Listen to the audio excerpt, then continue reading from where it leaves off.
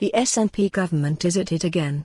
Desperate to demonstrate that Scotland is a separate polity from the UK, it lavishes money and personnel on areas that are reserved and therefore not within its remit. The Scottish budget this month allocated a further £2 million to external relations, taking the figure to £26 million, a rise of £9 million in 3 years.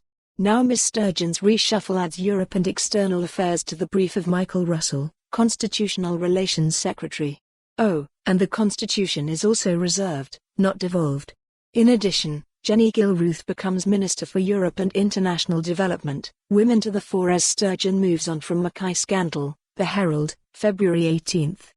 Why are there 2 ministers for Europe? Why does the Scottish Government spend our money on international development, when the UK is the second most generous donor of international aid? These are questions that hard-pressed staff in our education and health services will be asking themselves, to say nothing of police forces whose resources are stretched to breaking point. But devolved domestic issues are rather dull for a party in government that has aspirations to secession, even if they are the bread and butter of the majority of citizens. Jill Stevenson, Edinburgh EH14. Why does the Scottish Government have a Minister for Europe? John Dunlop, Heir. The juxtaposition of letters by Carol Vanzetta and Willie McLean, February 18, gathers criticism of politicians and letter writers who simply rail against those they disagree with. Further, Ms Vanzetta encourages politicians to present positive suggestions for what it is possible to deliver. I wholeheartedly agree with that approach. Criticizing opponents simply saps energy and wastes time, allowing others, mainly Westminster, to fiddle, as they say, while peripheries burn.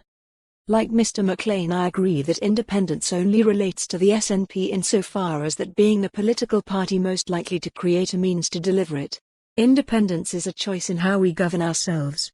Post-independence, I expect the SNP to alter fundamentally as its core purpose changes, perhaps merge with the Lib Dems on the centre ground or even cease to exist after a few years.